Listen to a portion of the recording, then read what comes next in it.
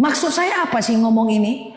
Bapak Ibu yang saya sayangi karena Allah, hidup nih gak ada yang ideal. Jika kita di usia 50-an, 60-an, akan banyak hal-hal yang tidak sesuai dengan keinginan kita. Contoh, izin minta maaf. Kadang-kadang anak udah dewasa tapi belum mandiri, bawa beban pikiran. Kadang-kadang menantu gak pernah ngunjungin kita, bawa lagi beban pikiran. Kadang-kadang lo anak kok gak pernah ke rumah ya, bawa lagi masuk lagi dalam file otak kita. Kadang-kadang loh kok menantu gak suka sama saya ya, padahal saya udah tua, masuk lagi dalam pikiran kita. Lah kita sakit kok anak gak datang ya ke rumah, masuk lagi dalam pikiran kita. Oh kok saya udah lama gak dikunjungin anak ya, sampai ada orang tua yang bilang tunggu mati aku dulu baru kalian datang, masuk lagi dalam pikiran orang tua. Kadang-kadang kita pergi majelis taklim, rumah kayak gitu kondisinya, kawan-kawan menyinggung kita pula, masuk lagi dalam kepala kita. Saya ingin berpesan kepada, saya anggap sebagai orang tua saya lah. Ini juga saya bilang sama orang tua kandung saya. Di usia mak, di usia bapak sekarang ini, fokus aja gimana caranya masuk surga. Kalau ada anak menantu yang tak sesuai keinginan hati kita, ikhlaskan. Kalau ada anak yang masih melawan, ingatkan, ikhlaskan.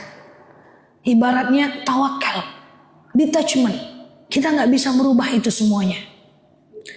Kalau ada kita sakit, kok gak dikunjungi ya? Kok gak datang juga ya? Anakku mapan, kok gak bantu aku ya? Ikhlaskan. Kok ikhlaskan Ustazah? Selamatkan pikiran kita. Selamatkan pikiran kita. Hidup ini tidak ideal Bapak Ibu. Saya sangat mengkhawatirkan banyak orang tua yang itu mereka pikirkan.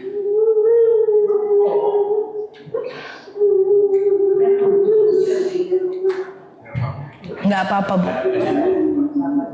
Iya.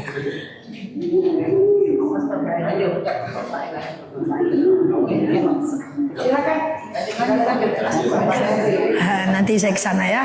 Aman ya Bu? Insyaallah. Enggak apa-apa.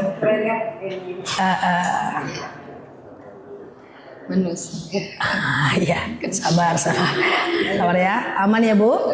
Oke. Ikhlaskan. Itu karena kalau kita simpan Bu, itu ibarat file yang ada dalam handphone. Nggak penting kita simpan dalam-dalam. Ujung-ujungnya apa? Saya khawatir sekali. Ibu jadi nggak tenang, ibu risau, menung-menung, ingat itu semua. Yang paling saya takutkan kepada orang tua, termasuk mungkin orang tua saya atau ibu semua yang saya anggap sebagai orang tua saya. Akhirnya apa? Ibu-ibu ibadahnya jadi nggak fokus. Ibu-ibu jadi nggak fokus sholatnya, jadi nggak fokus majelis taklimnya. Akhirnya pikiran kita jadi terganggu. Nah, yang saya pengen pesan saya itu yang pertama Bu. Akan banyak hal di luar kondisi kita. Kira-kira Bapak Ibu bisa mengikhlaskan itu semua? Kira-kira Bapak Ibu bisa ikhlaskan itu semua? Bu, saya selalu bilang kepada jemaah yang orang tua, apapun kondisi anak kita, menantu kita, saya izin minta maaf. Paksakan diri tetap ridhoi mereka ya. Karena kalau karena sikap mereka kita nggak ridho, kita udah mau meninggal Bapak Ibu. Kalau kita nggak ridho, sengsara hidup mereka pasti Bapak Ibu. Ridullah ridul walidain, sukhtullah sukhtil walidain. Ridho Allah itu bergantung kepada ridhoan ibu-ibu dan bapak-bapak. Yang saya khawatirkan ketika anak Bapak Ibu tidak sesuai dengan apa yang kita inginkan, dia durhaka, gak pernah datang, melawan, gak perhatian, kita marah, kita gak ridho, sengsara mereka. Jadi itu yang saya khawatirkan Bapak Ibu. Jadi gak apa-apa kalau ibu ada yang menangis, maafin saya, insya Allah yang saya sampaikan ini Saya rasa ini penting karena sekali-sekali kita bertemu. Sehingga ibu-ibu yang udah di usia 60-an, 50-an itu bisa lebih tenang. Yang nggak penting itu dikeluarkan. Wah, yang ujian-ujian hidup tuh keluarkan semua dari handphone kita, dari kepala kita. Lalu kita akan lebih tenang. Kalau kita lebih tenang, insya Allah kan kita sebenarnya hidup bisa ya Bapak Ibu ya. Kita kadang-kadang juga nggak berharap anak ya Bapak Ibu ya. Kita masih ada uang secukupnya. Entah kita punya uang pensiun, entah dari kontrakan kita cukup ya. Kadang-kadang pengen sekedar mereka peduli tapi nggak juga gitu kan. Sampai ada orang tua yang ngomong sama saya kalau dia susah saya bantu dia. Kalau dia nggak datang nggak bawa apa-apa saya nggak apa-apa. Yang penting kalau dia susah saya kasih dia uang. Tapi datanglah. Yang lebih saya sedih lagi, kejadian asli dari jemaah saya. Bapak itu orangnya terbelakang banget. Handphone gak ngerti, handphone zaman dahulu. Sampai dia kira handphonenya rusak. Saking gak ada anak yang menelpon Pak. Rusak handphone saya nih.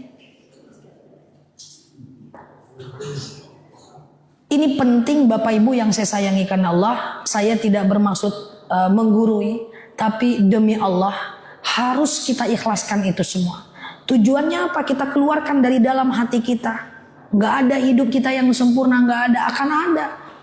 Akan ada kondisi seperti itu. Dan kadang-kadang dia baik sama kita. Tapi sesama dia bertengkar. Adik-beradik bertengkar. Pusing juga kita. Nah itu dikeluarkan. Insya Allah kalau kita udah merawat anak dengan baik, udah merawat mereka dengan baik, itu udah nggak tanggung jawab kita lagi kok. Pada akhirnya Bapak Ibu di akhirat kita masing-masing kok.